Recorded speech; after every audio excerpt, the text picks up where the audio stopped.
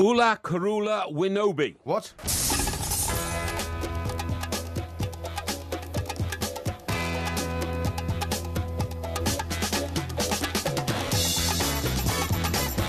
Good morning, I'm Mike Graham, he's Mike Parry. You're listening to the two Mikes on the warm-up. It's the Battle of Stamford Bridge all over again today, but Arsene Wenger doesn't seem to think it's a battle he can win. And if Chelsea win, they'll open a massive, gaping 12-point lead in the Premier League. Coming up, we'll be discussing the vegetable crisis, started by Porky, and we'll have a one-minute moan as well. 08717 22 3344. Also, we'll be looking ahead to the start of the Six Nations as well, which kicks off with Scotland-Ireland at 2:25. England taking on France a little bit later on. You're listening to the two Mikes with me, Mike Graham, and Mike Parry on TalkSport.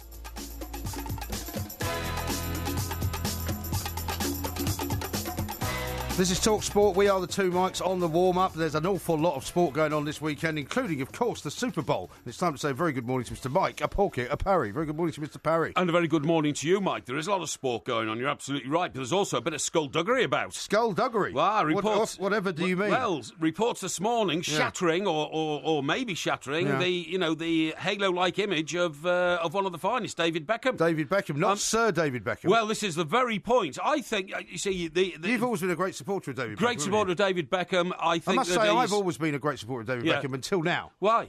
Because I think that some of the stuff that's been revealed in these news stories I think it's puts a rather unfortunate cloud over it. No, I won't hear it. Swearing, saying horrible things about one of our iconic singers, Catherine Jenkins. Excuse me. Do you not swear in private? Do I not swear in private? Yeah. No, hardly ever. Oh, of course you do. Don't hardly ever. We all do. And the point is, I can imagine that the frustration. Well, I'll tell you what. I've never sworn about Catherine Jenkins. No, well, you've never had reason to. No, I haven't. And neither has he got reason to. Well, that's another issue. The point is, all I can say is I think the man's magnificent. The amount of money he's raised for charity over the years, the goodwill factor he's done, the work he's done for this country. Well, to see the picture that's being painted of him is a bit different. Well, Andy Murray gets a knighthood while he's still playing. Sir Andy Murray, I beg your pardon, you're absolutely right, gets a knighthood while he's still playing. And old Bex is still, floating around in the atmosphere with his own BE. And what exactly do you think David Beckham deserves to get a knighthood for? Well, I think he's a brilliant ambassador for this country. Right. And that's why we took him to places like the Olympic bid and all that kind of stuff, okay? Well, we won the Olympic bid, didn't we? No, we didn't take him to the Olympic bid. We took him to the World Cup bid, which we didn't get. Well, that you can't win them all. And we can't win anything. You play for England. I think he exudes a terrific image. Really? I think he is an absolutely outstanding example of good fatherhood. He buys his 15-year-old son a brand new Mercedes? Well, I would rather... He lets his other son sing a song, for which he is ridiculed by everyone around the world. Well, that's He lets his other son go on the catwalk at an age when he really shouldn't be doing anything other than just being a personality in his own home. Why not start earning a living for yourself when you're very young? Well, don't tell me that he's the model parent, Well, please. by the way, I'd rather my son was driving around a £30,000 BMW Well, that's because you don't have any children. It was a Mercedes, That's because you don't have any children and you don't know how to be a parent. Let me just tell you this. Yeah. If I'm a parent, which I am, the last thing I'm going to do is give my kid, when he wants to buy a new car at the age of 16 or 17, a £35,000 car. It's not going to happen because that is bad for children. With your track record, mate, I wouldn't boast about your credentials as a parent. Okay? My track record as a parent is absolutely impeccable. What I said What you know about parenting, you could fit up the backside of a gnat. Oh, dear me. Thank you very much. That's very nice language, isn't it? What I'm saying is I'd rather my child was driving around a 30,000 Mercedes than some £500 heap of junk which could blow up at any time and kill my child or come off the road because the tyres burst. Is that right? Yes, that's absolutely right. As I say, you're not a parent, so you've got no means or business actually giving out any advice. The tenor of this story is he's fed up he hasn't got a knighthood, and I sympathise with him. Yeah, we're all fed up we haven't got a knighthood. I think he's a leading British figure. Are you fed up you haven't got a knighthood as well? No, I never thought I would get a knighthood. No, don't think you are. Mind you. Services to broadcasting and journalism. Services to broadcasting and journalism and bladderation. And causing a vegetable crisis, by the way, which we'll get on to later. Hey, I didn't cause You have single-handedly caused this. No. I'm blaming you. I spotted it. For causing panic and for creating what I can only describe as fake news. Yeah, I spotted it and I alerted the nation to it, and that's why people are now storing iceberg lettuces all over the place. Yeah. So they don't go short. I'm gutted I can only buy 3 iceberg lettuces at a time now. I read somewhere How that ridiculous. A box of iceberg lettuces cost some gross of 50 quid. What did I tell you? 50 quid? What did I tell you? Did I not tell you that this was all a scam in order to put prices up? Well, it's not though, is it? Of course it is. Well, here, hang on. I don't want to say too much because it may be the subject of a 1-minute moan later. Excuse me, a member of our production team, very senior member of our production team. Senior? In fact, our producer, really? Right, whose parents are out in Spain, Oh, yeah. reports there is a crisis. No. There is a crisis. There is nothing green in Spain. That's not true. There's no green grass and there's no green veg. Well, his parents are obviously lying to him because I've had reports. I've had reports from Spain. Yeah, that's right. I've had reports from Spain, and there's plenty of vegetables, and there's no problem at all. Well, I'm afraid that you haven't had it firsthand like I have. So now, listen, I tell you what, the situation is. So, what are you going to go to battle for Bex? Are you? I am going to battle for Bex. Yeah, I think he should have had. I think he should have had a knighthood by now. And what's more, I can understand is for what I've just explained to you. Yeah, but he hasn't done anything. I think it's a fantastic example of a bloke who got his life right. He's earned an incredible fortune from his own hard work and skill. A knighthood for making a fortune. But along the way, he hasn't forgotten about other people. He's an ambassador for UNICEF. He does incredible amounts of work. And if occasionally, according to this report, he complains that he thinks he's being taken advantage of, he has every right to stand up for himself and defend himself. I think it's very, very poor form to even say, whether it's privately or publicly, I want a knighthood, like a little 5-year-old. I should get a knighthood because I'm such a great icon. Well, there's no evidence that he did that. What he said is... he's having a go at everybody else that's got one. All he's saying is that, what's the criteria to become a Knight of the Realm? And I think he fulfils all the criteria. Well, according to the story, which is in the Sun this morning, right? Yes. Sponsors paid for Beck's private jet, and he then billed UNICEF £6,500 for an airfare. Well, he thought he was being taken advantage of, and you have to stand up for yourself in this world. Well, so when you get flown around the world by somebody else on a private jet, and you then bill another third party for £6,500 because you think you deserve it, you think that's the sort of behaviour that would befit a Knight of the Realm, do you? Well, that's it. That's his own business affairs. He has business people who sort that out for him. I can assure you, I would not think for a moment he'd be ringing people up saying, "Pay me my £6,500." It's part of the business negotiation. Let me refer you to this particular memo that he sent to his Why have you got it in for Bex? Why have you got it in for him? I haven't. You're jealous and envious of people who have success in life. I have not a shred of envy in my body. Catherine Jenkins, OBE for what? He says. Yes. Singing at the rugby and going to see the troops, plus admitting to taking coke. Sorry, what was that? Effing joke, and if you get asked, we should think of a cutting remark. Yeah, sorry, is that your impersonation of David Beckham? Yeah. That was a very poor one. Was it? Very poor one. Why don't you do a better one then? Why don't you read it as that way, right? Catherine Jenkins, OBE for what? Singing at the rugby and going to see the troops, plus admitting to taking coke. No, I'm not going to do I'm not going to do a Mickey taking impersonation of David Beckham. What better representative of the world could we have? Hang on. I kind of agree with him. What has Catherine Jenkins done for an award, eh? Well, I don't know what she's got one either. She did sing at the rugby, but lots of people do that, including old Rob Shaw's girlfriend, right? Yeah. She's got an OBE, that's all. And okay. So, I mean, I don't blame him for passing comment on that sort of thing, Okay. There's no reason why he shouldn't. Anyway, look, I'm not standing there banging the drum for David Beckham. I'm saying... Carrie asked me outright, which I was upset about. I'm not going to say what you actually said. I don't want to do it, and I won't do it with my own money. Yeah. Despite the fact that, as you say, he's worth 150 million. Yes. Well, hang on. Somebody comes along to me and says, Mike, give us 50 quid, which I could easily afford, right? Which you could easily afford. Yeah. And you'd say, well, why should I use my own money to promote a charity that you want me to big up for you? Well, I don't see a problem. If I was worth 150 million and a charity came to me and said, would you mind making an appearance for us because it would raise an awful lot of money, would it be all right if you did it without a fee? I would say yes. Well, I'm sure that on many, many occasions during his life, he's actually done that. That doesn't look like the case. The case for the prosecution, I'm afraid, makes him look like a rather mealy-mouthed and miserly I think that's terribly unfair. I think there's been a bit of cherry-picking here. It's a great story, obviously, because it's David Beckham. Are you having to go at the Sun now? Famous. No, I'm not going to go at the Sun. I'm saying it's a great story because it's David Beckham. He's one of the world's most famous men. Yeah. And funnily enough, it first emerged in Germany. Yeah. In Der Spiegel. And Der Spiegel. Yeah.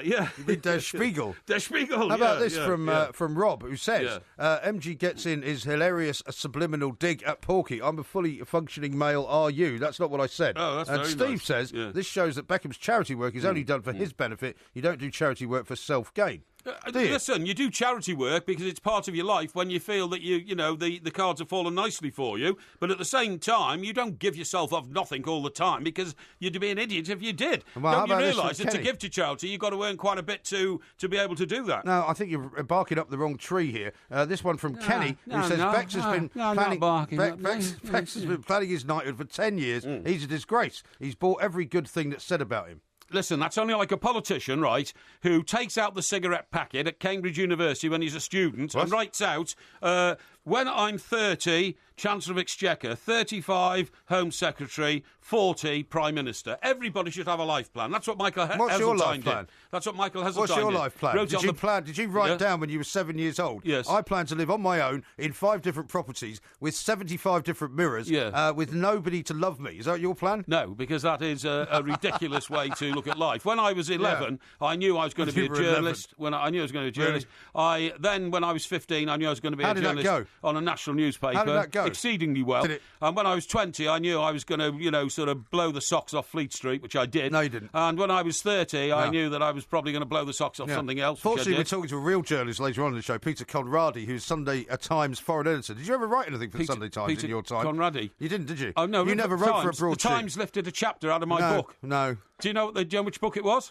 Which book was that? Rooney Tunes. Rooney Tunes. And they lifted the chapter about Wayne Rooney being a genius, according to a Cambridge professor. I'd like to see the cutting. Oh, would you? Yes. Well, I don't keep it at my cuttings. There's so many of them over the years. Yeah. I need a library. Are you accusing Matthew Said of stealing your stuff? No, but Matthew Said has, related to some of the issues that I've already covered, so it's not a problem I, there of course, you wrote regularly for the Sunday Times when I was in New York. I was one of their correspondents in America. You weren't. You were just like some I'll freelance bring you the cuttings if you like. Submit a few stories anyway, now and then. Time is pressing on because it's only a 2-hour show. We haven't got time for all this nonsense. We like a bit of fun and frivolity on a Saturday morning, but also we have to address the serious issues, and during the course of the next 2 hours, we will address the Berahino situation. Berahino, which to me is just a complete farce, the whole blinking thing. Stoker bought a player knowing that he likes to use recreational drugs, apparently. I couldn't believe it. When I heard Mark Hughes say last night, yes, we were aware, he's got that lovely lilting Welsh accent, doesn't he? Funnily enough, so is Tony Poulis. The two involved are both Welshmen. Well, Poulis is Welsh. And he says, yes, we... Well, Cider Berahino's Welsh. No, Mark Hughes and Tony Poulis, the two managers. I don't think I've ever heard Cider Berahino speak, actually. Yes, he was aware of the fact that the boy had a problem, and I thought, hang on, you've bought a player for 15 million quid who was banned. That sounds like the guy from the fire station in Tony Pandy. What, Tony Pandy? Oh, are you sure you're not talking about our bog cleaner from? No, he's been made a janitor now. He's made a janitor. That's right. Promoted. Steady on. Yeah. Anyway, listen, we're almost out of time. Half the show's already gone. Yeah. We haven't even talked about how Arsene Wenger has given up on the Premier League title. Or that Everton are going to beat Bournemouth today. Yeah, well, no, anybody can beat Bournemouth.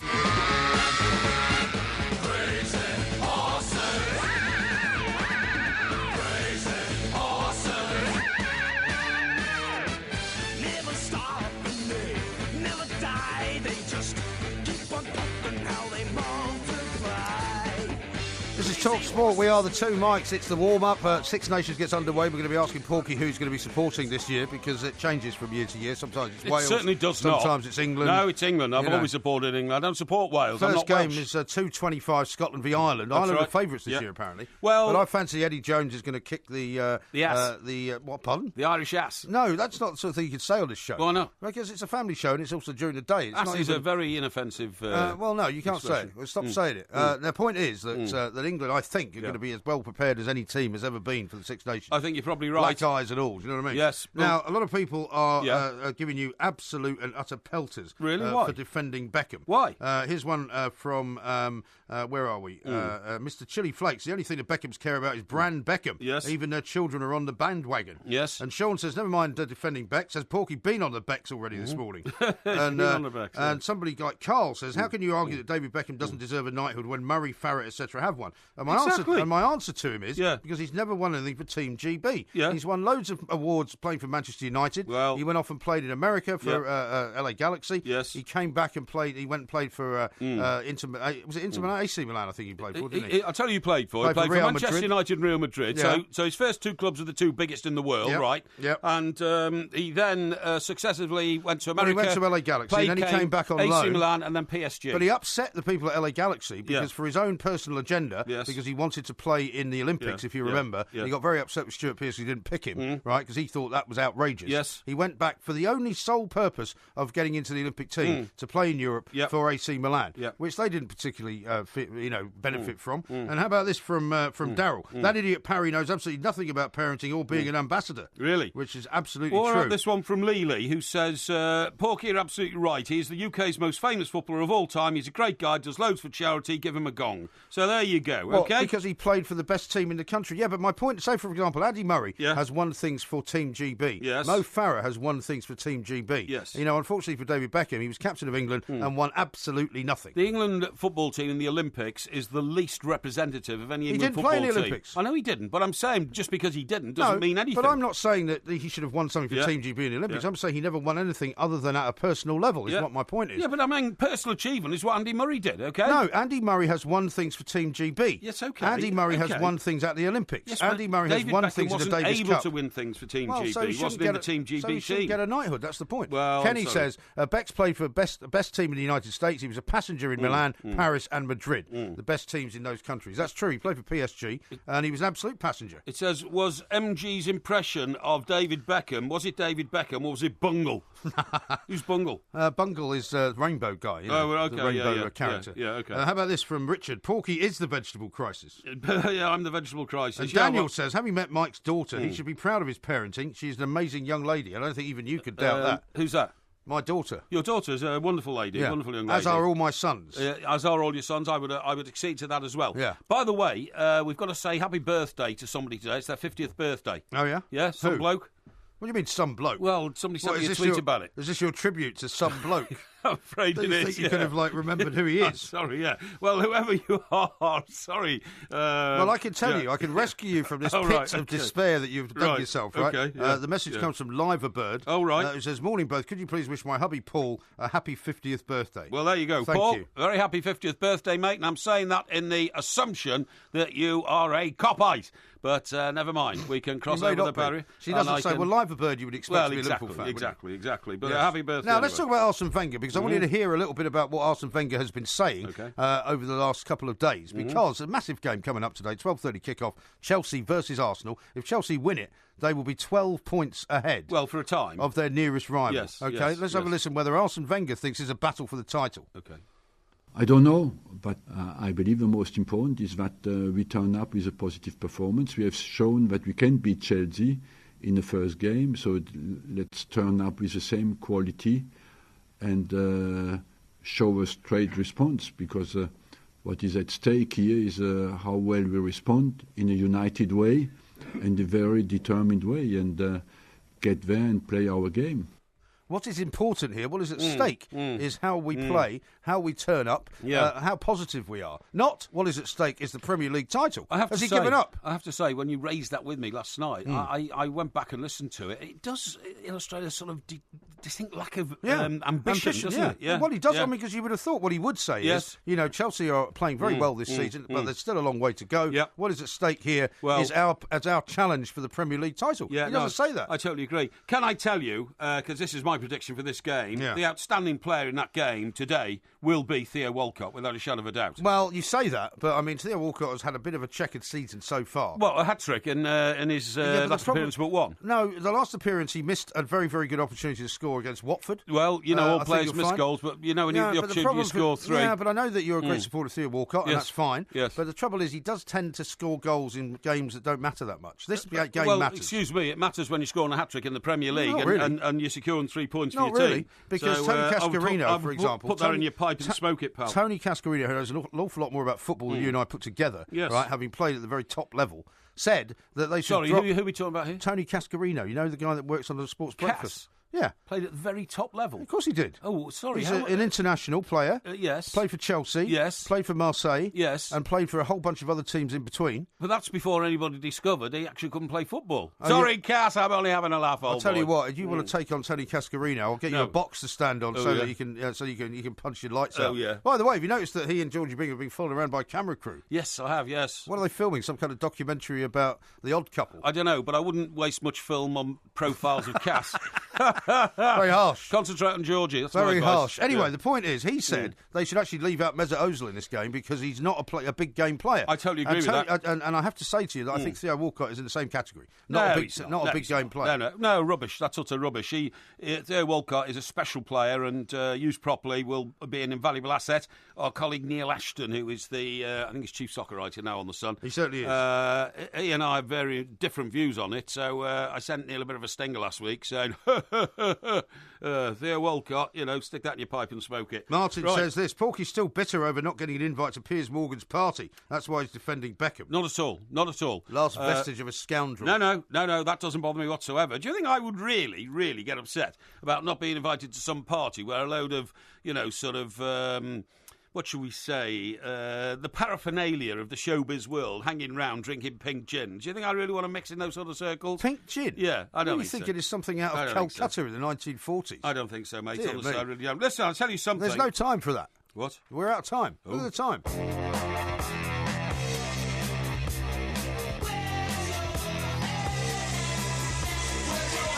This is Talk Sport. We are the two mics on the warm-up. We'll be going over to Stamford Bridge in a little while, of course, because the game gets underway at 12:30. Loads of big games coming up, and the rugby, of course, as well.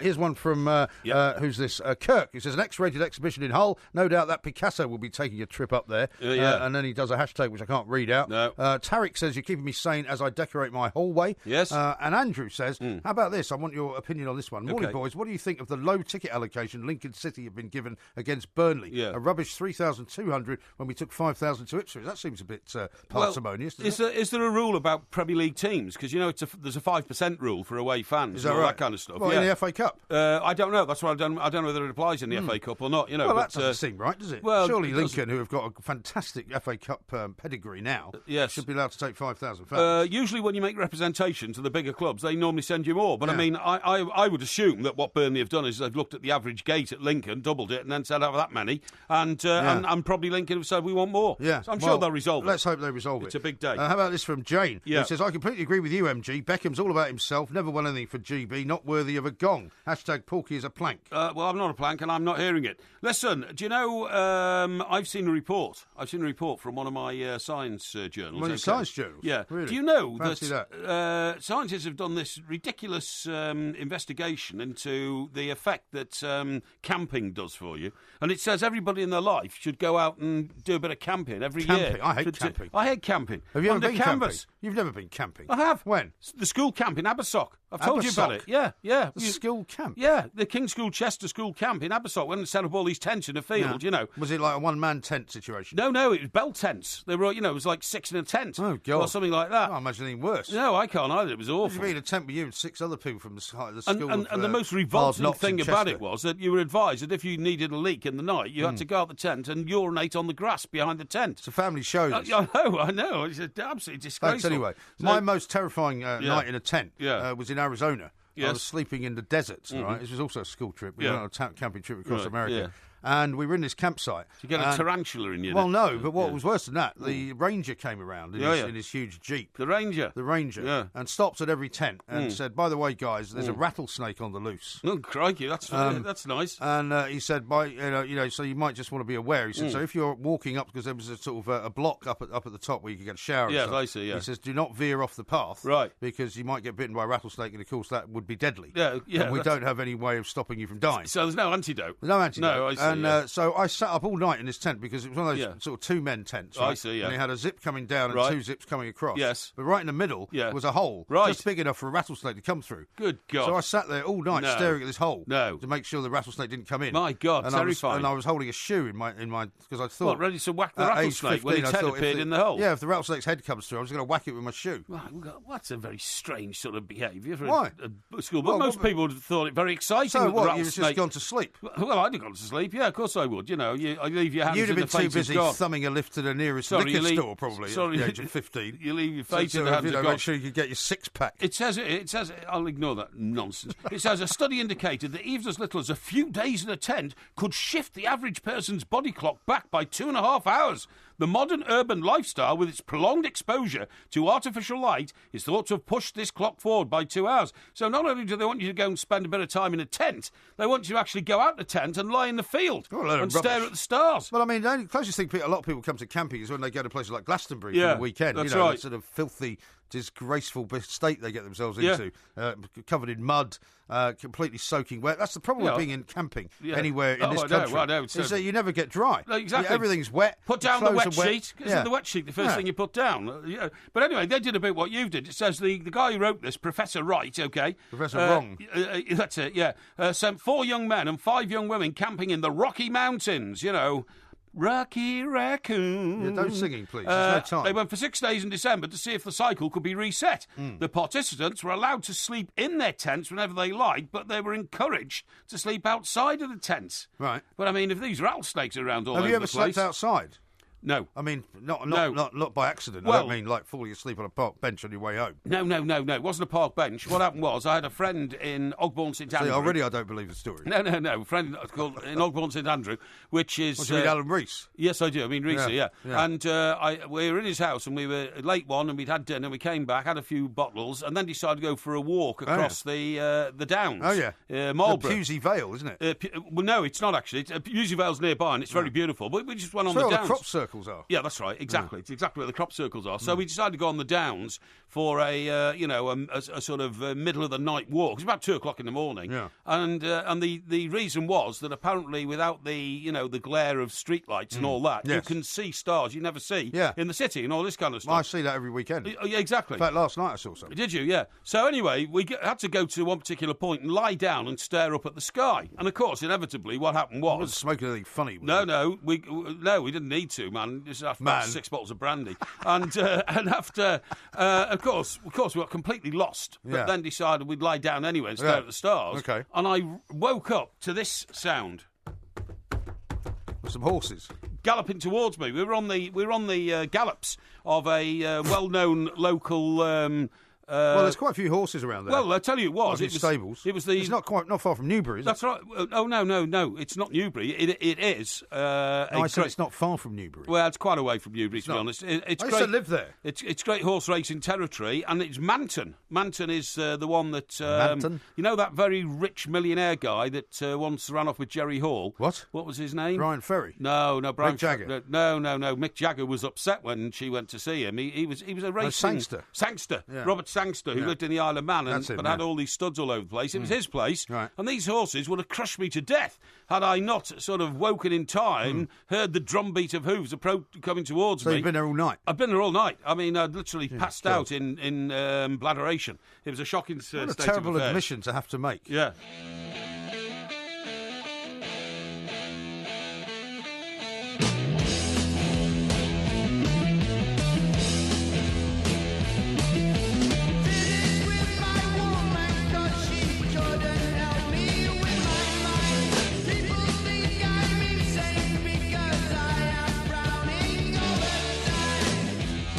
I hope you turned this up. Brilliant, isn't it? You've got to turn it up very, very loud. I mean, make your ears bleed. Wasn't that for most of us our first introduction to Black Sabbath and Ozzy Osbourne? It certainly was. Funnily enough, I was a big sort of metal fan in the 70s, right? But I never saw Black Sabbath, and I never actually bought any of their records. Really? Why not? I don't know. I never really was into them for some reason. I was. I saw, I saw Deep Purple. I saw Led Zeppelin. Yes. I saw, all sorts of bands of that ilk. I saw Uriah Heep. Right. I saw Yes. I mean, I saw all sorts of bands, but I never saw Black Sabbath. But tonight, amazingly, is going to be their farewell gig. It is, isn't it? Yeah. Last ever show in Birmingham. I have to admit, I didn't even know they were still on the road, although I knew Ozzy Osbourne still performed because I went to a party in the Midlands, invited by our very good friend Andy Townsend. Oh, yes. Who lives formerly of this parish. Still of this parish, actually. Yeah. I think he's actually on the breakfast show tomorrow talking to Georgie and Tony. Okay. Yeah, and at the party was Tony Iommi. Oh, right. Who is is he a lead guitarist? He's the lead guitarist, Yeah, of the of Well, Black he's Sabbath. the guy that sort of made the sound. Yeah, really. exactly. That's what I'm saying. And did you recognise him? No, I didn't, to be honest, because I mean it's a long, long time since I saw a picture of him. You know what I mean? Right. But I mean, he's aged gracefully. Yeah, but like hang on, everybody you else. would not have been a Black Sabbath fan. I mean, you were an ABBA fan, right? You were a Wings fan. Yes, I was. You were what you would call sort of middle of the road type guy. I mean, look, couldn't see you headbanging down the front of a Black Sabbath concert. Well, I did a bit of headbanging, but I didn't do it maybe in the more traditional manner. You know what I mean? Yes, exactly right. But what a fantastic band. Now, apparently, according to Ozzy Osbourne, who's had quite a life, you have to say. He has, I mean, many people would say it's very surprising that he's still with us. Yes. He says, my emotions are flying all over the place, right? And he says that when they first started out in 1968, they had a rather awkward name, the Polka Tulk Blues Band, which was a reference to a brand of talcum powder. They later changed their name to Earth before settling on Black Sabbath. Yeah. But he says he's going to make a speech at the end end of the show. Who is? Ozzy. Oh, okay. But he also says that he's not very good at speeches. He doesn't know what he's going to say. Well, so if you go into the show, it should be quite amusing. He gets quite emotionally wound up, I think, at shows and all that kind of stuff. Somebody told me, and I don't think this was Tony Iommi, that when Ozzy's on stage, he often goes into the wings and people throw buckets of water over him because he gets so hot, and so wound up. Well, he used to be famous for biting the heads off bats. Oh, yeah, all sorts of things, yeah. Although I think that was a bit of an apocryphal story. Yeah, he also says, I remember playing the Crown pub in Birmingham and thinking this will be good for a couple of years. Yeah. Drink a few beers and have a jam. That's right, yeah. And you're talking about sort of 50 years ago. Yeah, you certainly are, Terrible. yeah. But pretty spectacular, whatever you say about it. Yeah. Now then... well, before you go any further, let me just read this out to you from Madge. Oh, yes. Who says, very nice of Mike Parry to make Violet Victoria feel special Yes. on her first Crystal Palace game. And I quote, make sure the eagle doesn't land on your head. Oh, yeah, but I said that as a little joke to the little girl. She's very terrified now. I think he's going to pick her up and carry her off into the wilds of Stockbroker Belt, Surrey. And by the way, of course I knew her name was Violet, but what happened was we lost the line because they're on a train. They went into a tunnel or something, and so it sounded like Victoria. Of course, it's Violet. And I hope she has a lovely day. Yep. If you're still listening, Violet, you have a great day. Now, I hope you go into a tunnel soon, because we've got to talk to Peter Conradi, who is, of course, the foreign editor of the Sunday Times. He's going to tell us what's coming up in the paper tomorrow. Peter, a very good afternoon to you. Good afternoon to you. Thank you very much once again for joining us. It's been another one of those weeks, hasn't it? I mean, see that a federal judge has now come out and said that Donald Trump's sort of immigration ban, albeit temporary, is illegal. Yeah, it's another crazy day in Trumpland, really. But I mean, it keeps us all in business. Yeah, I mean, it's a curious thing because Trump had set up this ban. You had various legal challenges, but the one we've had now is the most serious one to date, and people have started getting back on planes again. So Qatar Airways, a few hours afterwards, started loading up lots of people, sending them all in an American direction. And I think we'll just have to wait to see what happens when they get there. Or indeed what happens when Trump himself wakes up and tries to reverse it. Yeah, I'm sure you're right, Peter. I'm sure Qatari flights are okay. Never get a Kuwait flight over the Atlantic. They're dry.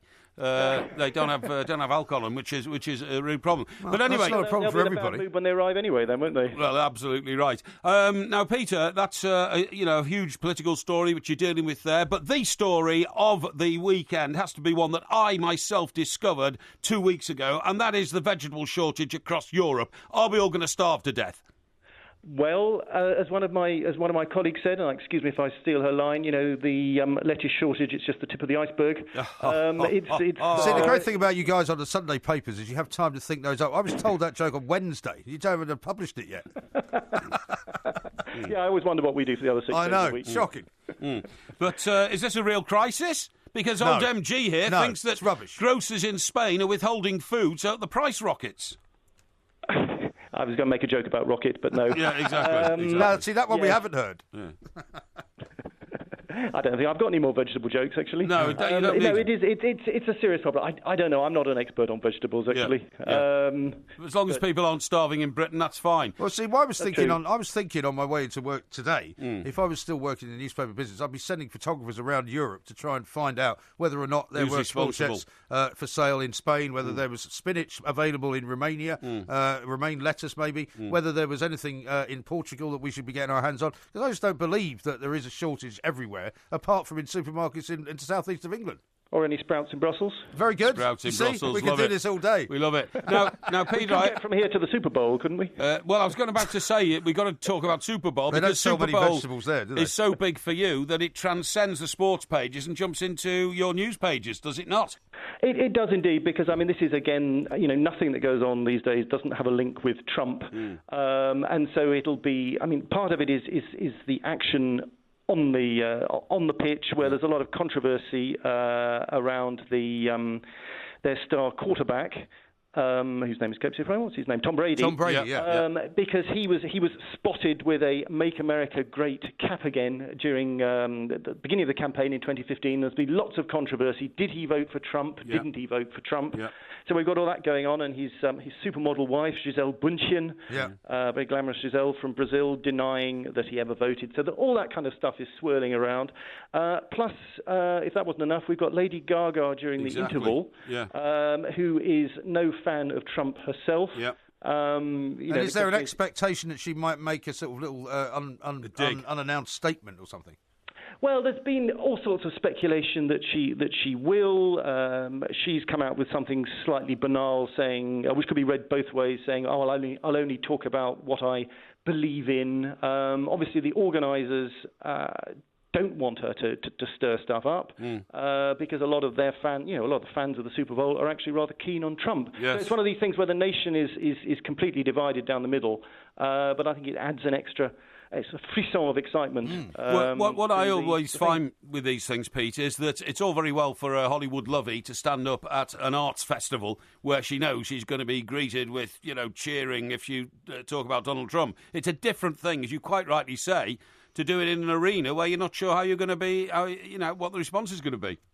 Yeah, and I mean, there's another angle to it also, because I mean, the New England Patriots, a lot of their fans come from quite liberal cities like Boston and sort of others in the Northeast. So it'll be very interesting to see how how she goes down, how the whole thing goes down. Yeah, really. and also famously, they've got the Super Bowl on a bit of a delay, I think, on the TV because they're so nervous of anything happening, which might upset the family audience they've got. That no doubt they would probably edit it out before it went out. Just one final thing, Peter. The other big story, I suppose, of the week has been the Theresa May Brexit back and forth shenanigans. What have you got on that coming up tomorrow?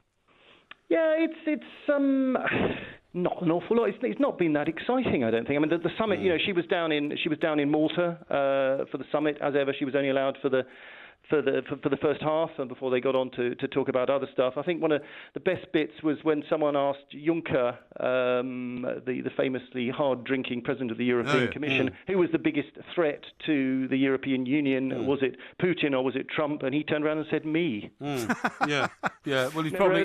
many a true word spoken after a few glasses of red. I was going to say he'd probably had a drink. But they must be starting to take it seriously now, the Europeans. They're very dismissive when it first happened. No, there are those who think that's why they're withholding all the vegetables. Yeah, well, exactly.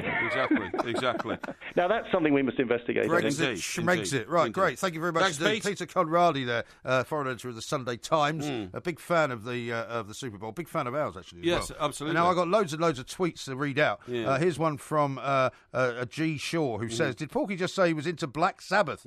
Ha ha. Let's hear him name 3 of their songs." Okay. Go on. What's the one we just played? Hang on.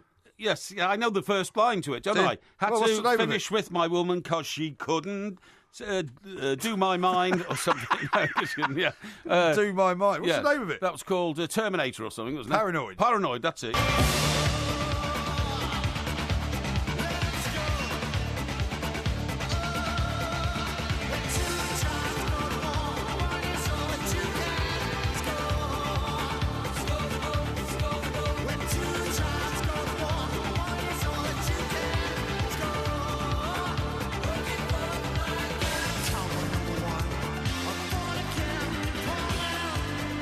This is Talk Sport. We are the Two Mikes. Coming up, we'll be talking to Ray Parlour very shortly. He's down at Stamford Bridge watching Chelsea take on Arsenal, of course. Tarquin says this: Bobby Moore never got a knighthood and he was World Cup winning captain. Bex was a below-average player for England. I think that's a very good perspective to put it in, I have to say. Yeah. And Martin says, Victoria, Porky's got Beckham on the brain. Yeah. Giving poor Violet nightmares about head-swooping eagles. No, don't worry about that. She'll have taken it in the spirit it was meant. I got one here from Adam, and this is a very salient point for me. Rugby is back. OK, does that mean all the normal lovely pubs will be awash today with people in chinos and loafers calling each other buddy? Chinos? Chinos. But surely corduroy. Some of them might be, yeah. But it's absolutely Speaking true. of which, by the way, I was telling you a bit earlier, and we haven't really got around to saying this, there is a new app out there for people like you. What do you mean? Because you know that you're becoming more and more famous for alienating one group after another. You've alienated so far on this show campers. Yes. You've also alienated people from Hull. Yeah. You've alienated people from Grimsby. You've alienated people from Bristol. I would say you've alienated people who wear rucksacks. The anti-Beckham Brigade. The anti-Beckham Brigade, or the pro-Beckham Brigade, perhaps. Yeah. You've also inferred that people who wear flip-flops are worse than the dirt. Yeah. You don't like rucksackers. People I've mentioned them. You don't like people in corduroys. That's right, I don't. I'm not sure if I've missed anybody out. Anyway, you can now get an app, a dating app, right? Yes. Because everybody knows you're still looking for the first Mrs. Parry. Well, right. And what you can now do is actually match yourself up with someone who hates the same things as you do. Really? I can't believe that there would be anyone that actually would. What's this app called? It's called I Hate You. What? I Hate You? I don't know whether it's got Butler in brackets at the end. I hate you, Butler. Which, of course, that's an old reference for people who are old enough to remember the show. I hate you, Butler. But it says that it's called the Hater app. Says that it will help you meet someone who hates the same stuff as you. Really? So it means, like, particularly at the moment, yes, where people are always giving their views on Donald Trump. That's right. And Brexit. So, you're either. Did you see that was a woman on BBC Question Time the other night who got roundly criticised on Twitter because she said that she voted to leave the European Union because she was fed up buying straight bananas. Right. She actually believed that story in the Daily Star all those years ago. Yes. Which said that the EU was making us use straight bananas instead of bent ones. Yeah, exactly. And so, of course, everybody said, well, that shows you how stupid the people are that want to vote for relieving the European Union. Yeah, well, they would, wouldn't they? I mean, on the hate thing, this is, I'm not sure if that's a very healthy attitude to have in life, is it? I hate this, I hate that, and I've met somebody who hates all the things I hate. Well, you do hate a lot of things, don't you? No, I don't. I don't hate anything or anybody. You're incredibly intolerant. No, I hate people who eat hot food on public transport. There you go, right? They one. should be thrown off. Yeah, I should have a little bell for this. Absolutely no doubt doubt about it. You hate people who wear flip-flops. I just think that it's inappropriate wearing flip-flops in town. I hate rucksackers. There was a bloke last night, right? I went into a... I don't want another story. I had a quiet drink last night. A quiet drink? Yeah, in early evening. Really? There was a bloke there at a crowded bar who had a red rucksack on, which was even thicker than his body mass, okay? And in the end, I told him to do one because he was taking up the space of two people at the bar, okay? That's very aggressive. And I said, get out of the way, pal. I said, I cannot get to the bar to order a drink. You're leaning on the bar with your rucksack. Well, he was intimidated by my stance. He was intimidated by you? Yeah, he moved. Was he 11? No. Why would he be intimidated by you? No. He was intimidating as a field mouse. He moved right away, pal, so there's nothing wrong with that. Don't worry. You've got to be, This is why I'm surprised, and we discussed this the other night Yes. on the show earlier on in the week, that you've never, ever been punched in the face, ever. What? Apart from the guy that nearly sort of maimed you in Spain by mistake. Why would I get punched in the face? Because you're so objectionable. Oh, rubbish. I don't know what you see. You make that sort of thing up, and you turn people against me, and it's because you're envious. Sort of guy that you're envious and jealous of my lifestyle.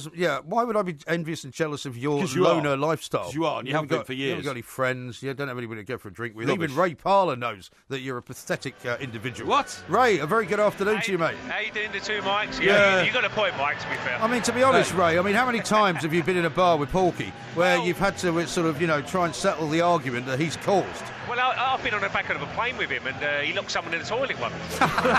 Was it Brazil, was it? He was well behaved. I don't think Brazil could get into the toilet on a plane, could he? Probably not. No, me, Mike and Alan have been out on a few occasions down at Waitrose. Yeah. 11 in the morning, trying to keep a low profile, but Mike, obviously, he doesn't know how to keep a low profile. Oh, that's very nice, isn't it? Very nice.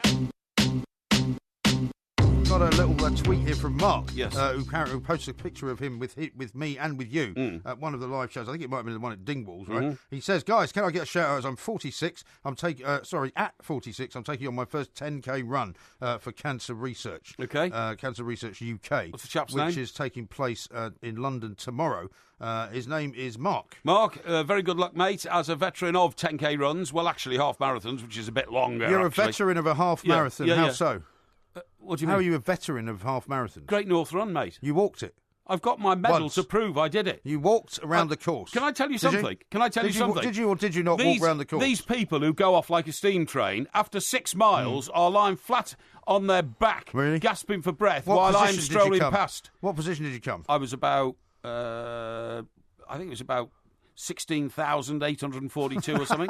Something like that. Yeah. So not last then? No, I didn't come last, not at all. There were people still straggling in. Was that guy in a diving suit behind you? No. It wasn't the guy in the diving suit. It was some guy in a giraffe outfit. I should just say that during the week, if you've been listening to our show on Talk Sport, we have been trying to raise some money for a little boy called Leo, who needs a terribly, terribly important life-saving operation over in America. Needs to raise about 150,000 quid. And one of our listeners, Becky, took on the mantle of fundraising. And also kind of alerted us to it. Yes. I'm delighted to say she's just tweeted out, Two Mike's listeners are amazing. So many donations for Leo the Lion, which is what he's called. I can't thank you enough. £50,000 already has been raised. So 1/3 of what they need. It's fantastic. In the next 2 or 3 weeks. So if you keep checking out our Twitter page and the Two Mike's Facebook page as well, you'll find out where you can donate to him, because it really is a very worthy cause. He's had 3 cancers and he's fought and won battles with. He's got it again and needs a brain operation to save his life. If you could go and have a look at our Facebook page and our Twitter page, that would be fantastic. Yes. And of course we'd be very, very grateful on his behalf. Do you know what time it is now? Time is now 12:39. I didn't mean that. I mean, do you know what time it is? You mean it's time for something to happen? Yes. Right. It's time for this. Unbelievable. Can't even feed you a line. What? Never mind. Do you know what this means? Of course I do. What does it mean? It's the 1 minute moan. It is the 1 minute moan. But I mean, you can't just throw your ridiculous dilettante. Well, you have never ever in any of the shows that we've done over the course of the last 7 or 8 years together, right? Ever told me what the time is? Yeah, well, you've never done it. Well, you've never asked me before. And anyway, look, we don't have scripts on this show, so that's why we have to sort of second guess each other. You suggested to have them on other shows. Some really? Some do. Some like working from scripts. Yeah. Well, like when you do Clash of the Titans, do you have a script? No. Don't know. All right. No. Which shows are you talking about? Some of the others do. Oh, I don't know. You know, some of the shows that. Go on, tell us. No. Tell us. No. We need to know. No. I'm not. Well, have you got a script for the 1 minute moan? No. Are you ready for the 1 minute moan? I'm absolutely ready. You want to go first or second? I'll go first. All right, then. Can you please start the clock for Mr. Parry? I think it's outrageous that the people who run West Ham are thinking of moving their famous statue, the champion statue, out to Stratford, OK? Now, this statue, which is about 300 yards from West Ham's ground, depicts the 3 World Cup winners, plus Ray Wilson, who was left full-back in the England team, holding aloft the World Cup. Now, he played for Fulham? Hey? I thought he played for Fulham. Ray Wilson played for Everton. And he was. Why is he in their statue? He just is, because it was an iconic picture turned into a statue, OK, with Bobby Moore on the shoulders of the other 3, right? Now, the point is that although West Ham's ground has gone from that location next to the bowling pub, that statue is a piece of local folklore.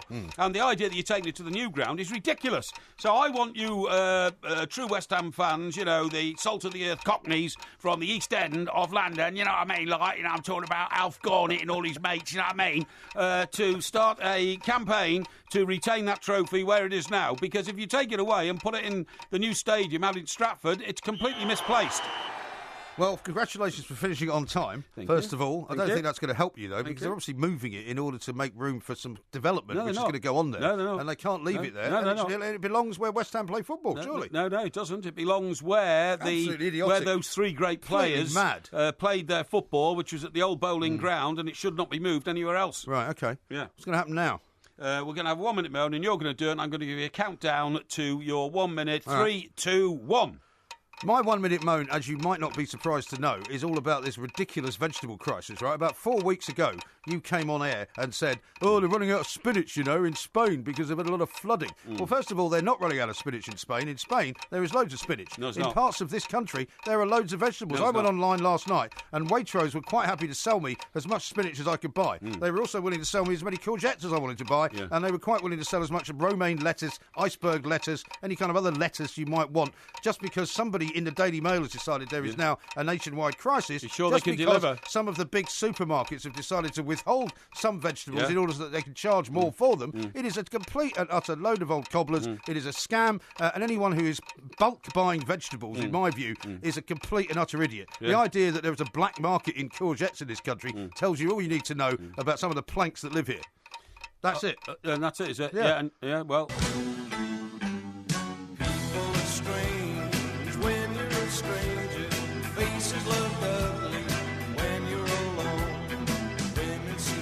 Talk Sport. We are the Two Mikes. There will be a podcast coming out a little bit later on. We'll be back next week, of course. I'm going to ask you what you're going to be doing for the rest of the day shortly, because there's a load of rugby on, of course. England taking on France and Scotland taking on Ireland. I can tell you that there is a massive wave of support for my 1 minute moan. Russell says this on Twitter. Mike Graham wins the 1 minute moan for me. Spot on. Why? Jane says, you win the 1 minute moan, hands down, Thank MG. you. I can't believe the ridiculousness of the so-called veg salad shortage. And the only thing, Tracy says, yes, old MG by a country mile, spot on.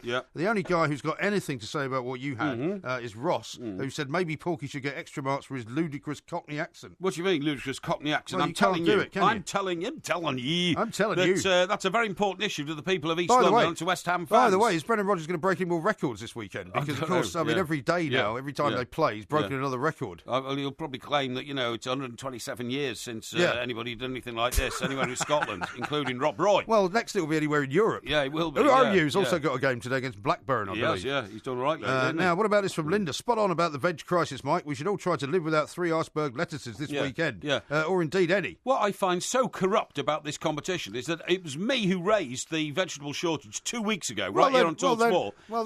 So 2 weeks on. Yeah, but hang on. But you're the one who's making the crisis into an absolute and utter disaster, when in fact there is no crisis. So 2 weeks on, heads. 2 weeks on, when it becomes an international crisis, it's not an international crisis. You then choose it as your 1 minute moan, the least unique subject we've ever had in a 1 minute moan. Yeah, but you see the truth. Because it's so well known. The truth that hurts you the most, right? And our corrupt, invigilator gives it to you. I'm finished with him. I'll tell you what. I wish we could have been filming when he came in to tell you that you'd lost. Yes. I've never seen such a strop from a grown man. It was. The last time I saw that strop was last night when I told my 10-year-old son that he couldn't any longer play on his PlayStation. Yeah. Oh, really? He did just what you did, except without the swear words. I mean, mine was purely about football. It was purely about the interests of fans. It was purely about looking after the common working man. Rubbish. It certainly was. Certainly was. And I can tell you, I'm telling you that in my view, in my own mind, I won. Well, in your own mind, you win everything. But that's the tragedy of what you are. The point about real journalism, right, is not about the story. It's about how you do the story, right? And the reason that I've won is because I've not just gone, oh, look, there's a crisis. You can't buy courgette for love nor money.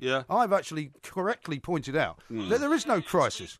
Yes. There is absolutely no crisis. And people should calm down. That's you in your own mind. The idea that people are stockpiling vegetables that they would never normally eat is a joke, absolute joke. Now, listen. Where do you sell vegetables? You sell vegetables in supermarkets, OK? Well, you can sell them in a great many places. You sometimes can by the side of the road. You can sometimes in a little local market. Now, I love stories like this. This is about another lovey story, OK? Oh, yeah. You know who Tom Conti is, don't you? I certainly do. Tom Conti, not Tom Conte. Tom Conti. No, the Tom actor, Conte doesn't exist. Yeah. Now, guess what? He's waging war on Tesco. Is he? Because he wants a new store that they're planning to be shelved, OK? Oh, right, yeah. But they had one of these battles in Belsize Park a while ago. I bet they did. Is it the same place? Where he lives up there, doesn't he? No, I think it's... yes, it is. It's Belsize Park in North London. You're absolutely right. It's an old story, this. No, it's not, because let me tell you. Go on. His house is worth £17.5 million, right? Didn't he have a row with somebody about the leaf blowing as well? Yeah, that's right. Yeah, he did, yeah. He's a bit of a grumpy so-and-so, well, leaf blowers, I'm with him. Oh, they're on my hate list, by the way, leaf blowers. All right, put it down in the I Hate You app. But anyway, look, the thing is that when this has been investigated, right, they've suddenly found out that this Tesco store is objecting to, which he says will change... Have they not opened it yet? No, it will change the character of his road, because, it's so exclusive. It's 1 mile away from his house. Yeah, it's on Haverstock Hill there when I open it. It's a mile. Yeah. It's a mile away. I can't believe it. Yeah. He said, well, these are NIMBYs of the worst degree, aren't they? He said the fear is Tesco will reduce the quality of the food and raise the prices. Yeah.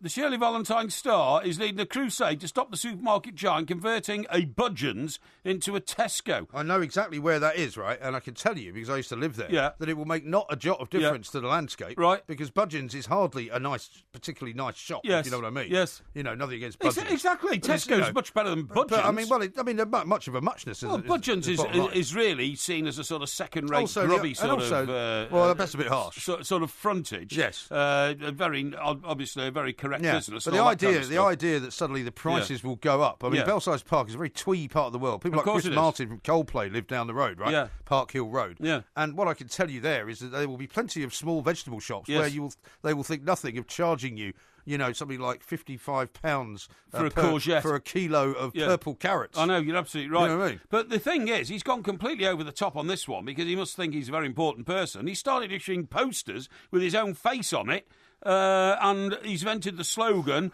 we don't want, we don't need.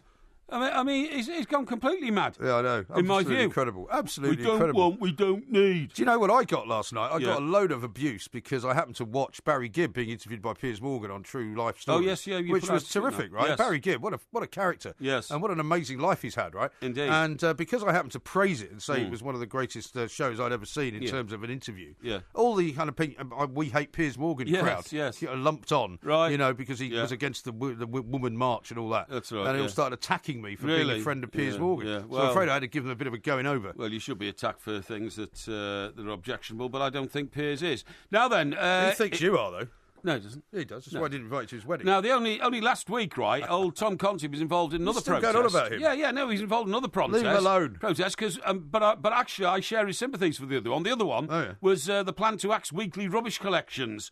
from private homes, while the Labour-run Camden Council are still going to collect them weekly from the council houses. You're very confused. Why do council house tenants get a better service from the local authorities than people who live in private homes? These are the people you've referred to as scum in the past. No, I've never said that. But we all pay our council taxes. So you seem we'll get the same service. Well, not everybody pays their council tax, of course. If you're unemployed, it gets paid for you. Does it? Yeah. I didn't know that. You didn't know that? No. Yeah, of course it does. If you're unemployed, your council tax gets paid for you. No, why do you think they invited all the unemployed to come down and live in Hastings? Oh, because they realised that all these empty buildings could be filled up with people who didn't have jobs. It drives me. And then the council would be able to get their deficit back by getting all this money from central government. It drives me absolutely mad. Pete says this, old MG's 1 minute moan was spot on. Porky's attempt to start a vegetable shortage story is ridiculous. No, I'm not attempting to start one. It's there and I brought it to the attention of everybody concerned. I deserve credit for this. Yeah, I'm afraid you're fighting you're fighting a losing battle. Yeah. Man of the people, I don't think so. Barry says, gerrymandering ex-FA media chief. No wonder the government's having an inquiry with the likes of him at the top. Oh, yeah, sure. Yeah, it's very true. Now, what are you doing for the rest of the weekend? Big support here from Tom Lawrence. Fabulous 1 minute moan today, Porky. Old MG's was far too obvious. That just about sums it up. For the rest of the day, I'm heading to the coast, actually, today. Oh, which coast? Well, the northeast coast of Scotland, of course. Well, I mean, you idiot. Well, I don't know. You claim you're going to retire to the northeast, so you might have been going up there to Banbury area. You could be going to your palatial pad in what's it called? Something Key in Ipswich. Where's that? Orwell Key. Orwell Key. That's another coast you could go to. Or we've had a bit of a problem there, by the way. Oh, maybe what's wrong? Some homeless bomb. Somebody's stolen your rib. No. No, some homeless bomb's been causing a bit of a problem, so we've had to send the heavies round. What? Has he been squatting in your place? Yeah, but you're joking.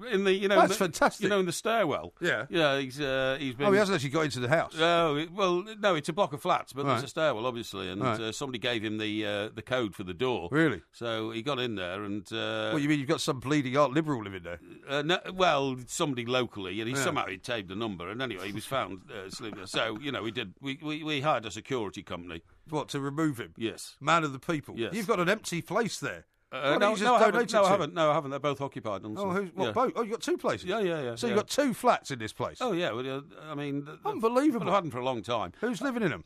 Well, one of the chaps there is something to do with the marine industry, and he's a top professional, you know. Yeah. And I don't know about the other one, because I've never seen them, so I don't know. Shocking. Yeah. Absolutely shocking. Man of the people. Yeah, well, you know, I listen. Look at the time. How much housing do you provide for people in this country? I provide housing for my children. Yeah. Oh, yeah. All right, I provide housing for my children. I'm a housing provider. Yeah, but you charge them for it, though. Well, you have to. That's the way the unacceptable face the of capitalism. economic cycle works. Yeah, really. Good night. And have a nice weekend throwing tramps out of your building. Well, this is Talk Sport. Well, you'd want a tramp in the building, eh? On DAB Digital Radio and 1089 and 1053 AM. The warm-up with the two mics on Talk Sport.